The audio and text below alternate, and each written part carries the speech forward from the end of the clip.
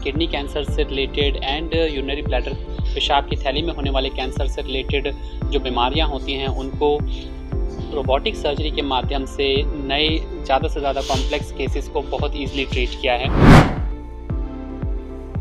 Robotic machine और robotic technology की मदद से हम ये ऑपरेशन कर पाए और उनको आज ऑपरेशन से 4 महीने 5 महीने बाद उनकी जो किडनी है, लेफ़्ट किडनी है, वो कम्प्लीटली नॉर्मल काम कर रही है। सर थोड़ा नाम क्या है कि आज ट्यूमर बारे की कहना चाहूँगा। देखिए, मैं डॉक्टर धर्मेंद्र अग्रवाल हूँ। मैं फोर्टिस हॉस्पिटल मोहाली में यूरो ऑन्कोलॉजी और एंड रोबोटिक सर्जरी डिपार्टमेंट से हूँ। आज मैं बात करने आया हूँ kidney cancers and urinary bladder cancers के बारे में। मैं ये बताना चाहता हूँ कि हमने किडनी कैंसर से रिलेटेड एंड यूरिनरी ब्लैडर पेशाब की थैली में होने वाले कैंसर से रिलेटेड जो बीमारियाँ होती हैं उनको रोबोटिक सर्जरी के माध्यम से नए ज़्यादा से ज़्यादा कॉम्प्लेक्स केसेस को बहुत ईजिली ट्रीट किया है। किडनी कैंसर का मैं एग्जांपल देते हुए बताऊंगा कि हमारे पास एक 54 वर्षीय व्यक्ति आए थे जिनको 7 सेंटीमीटर का किडनी के अंदर ट्यूमर था और उनको कई हॉस्पिटल्स में ये ऑलरेडी बता दिया गया था कि उनकी किडनी पूरी तरीके से रिमूव कर दी जाएगी। हालांकि जब वो हमारे पास आए, हमने उनके टेस्ट किए और उसके बाद हमने उनको रोबोटिक सर्जरी के माध्यम से उनका जो ट्यूमर है, किडनी का जो ट्यूमर है, उसको पूरी तरीके से निकाला और उनकी जो लेफ़्ट साइड की जो किडनी थी, हमने उसको पूरा सेव कर लिया। इस टाइप के ऑपरेशंस जो हैं वो ज़्यादा कॉम्प्लेक्स होते हैं क्योंकि उनका जो ट्यूमर था वो खून की नसों के काफ़ी करीब आ गया था।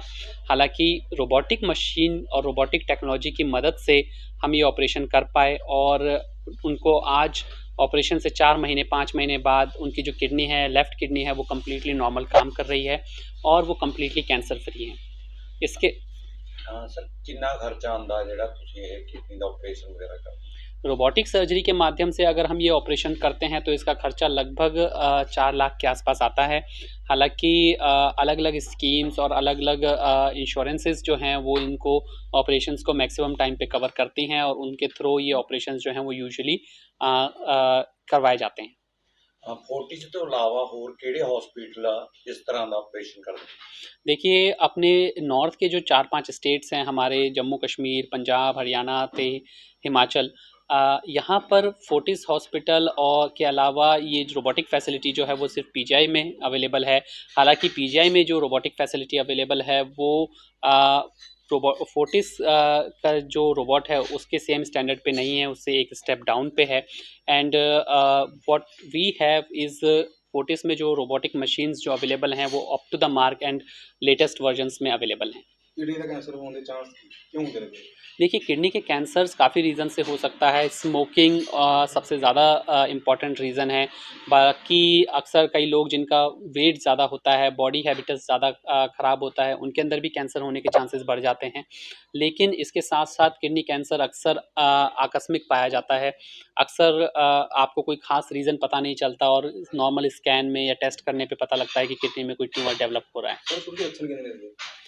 सबसे इम्पॉर्टेंट बात यह है कि किडनी जो कैंसर है उसके कोई भी स्टार्टिंग फेज़ में कोई बहुत ज़्यादा लक्षण देखने को नहीं मिलते, पर जो सबसे इम्पॉर्टेंट लक्षण है वो है ब्लड में यूरिन में ब्लड आना, उसके अलावा किडनी के रास्ते पे कोई गांठ महसूस होना, पेट में गांठ महसूस होना।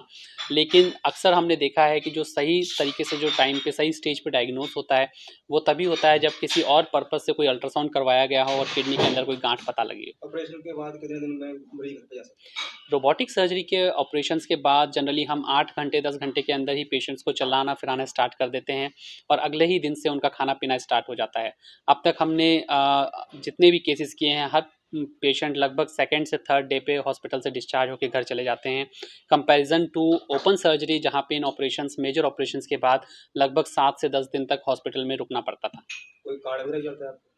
हम सॉरी कोई कार्ड चलता है कुछ कोई आयुष्मान कार्ड? देखिए, आयुष्मान भारत का जो कार्ड है, आयुष्मान स्कीम जो है वो अभी तक रोबोटिक सर्जरी को अप्रूव नहीं करती है, तो रोबोटिक सर्जरी के जो कैंसर ऑपरेशंस होते हैं उसमें हम आयुष्मान को अभी इंक्लूड नहीं कर सकते।